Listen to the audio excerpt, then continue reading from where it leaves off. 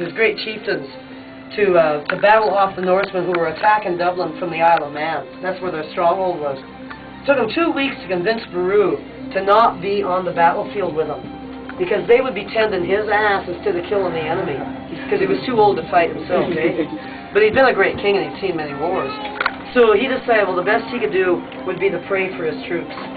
So he took his trusted footman named Donlan, who was always at his side, and they went past this bowl of arena, up past the cliffs where the Shaughnesses and the bards would be, to watch the battle so they could document who the fallen of the field, who the heroes of the day were, and who the cowards were that fled. And so they went past them into the woods and into this grove, past the woods into a grove, and set up a tent. Hello, I'm entertaining the troops. Okay, we're with Set up a tent to so that Beru could huddle down in prayer. And every once in a while he'd send Donlan out to see how the fight was going. The third time Donlan came back, Donlan said, the Norwegian standard has fallen. And Beru jumped up and said, great, you go and wait for them to come and tell me of our victory. And then he went back into prayer in the tent. But during this time there were Norwegians that were fleeing the field. And this one Norwegian broke out through the woods, saw Beru sitting in his tent, recognized him by his crownlet and his robe, burst into the tent with his battle axe and cleaved the great king in half. Turned around, came out of the tent and started yelling, I alone have killed great King Brian Beru. Me, I've done it. Because he thought more Norwegians were coming out of the woods. But it was Beru's men, Donlan and his warriors.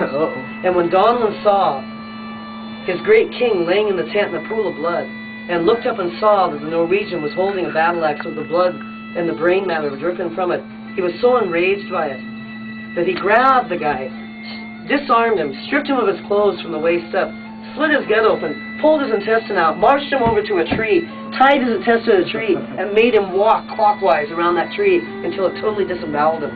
Then they put him to death. Now, look at this. See that? That is the family crest of the Donlans in Ireland. And everybody thinks that's a rope holding that guy to the tree, but it's an intestine. And this is to honor the people. Where is it?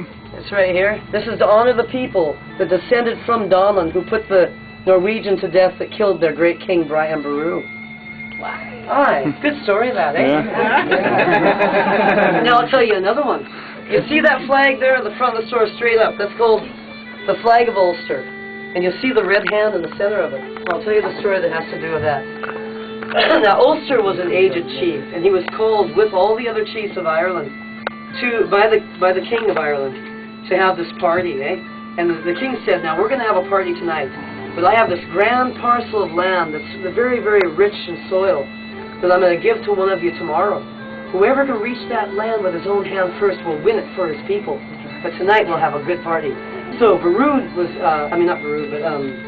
Ulster was older, but he knew he needed this land very, very badly because his land was overpopulated and the soil was so poor that he couldn't support the crops to support his own people. So he was determined he was going to get this land for his family and friends the next day. So he didn't party very hardy that night. He made sure he just sipped away, eh? And he got to bed early. And he got up early.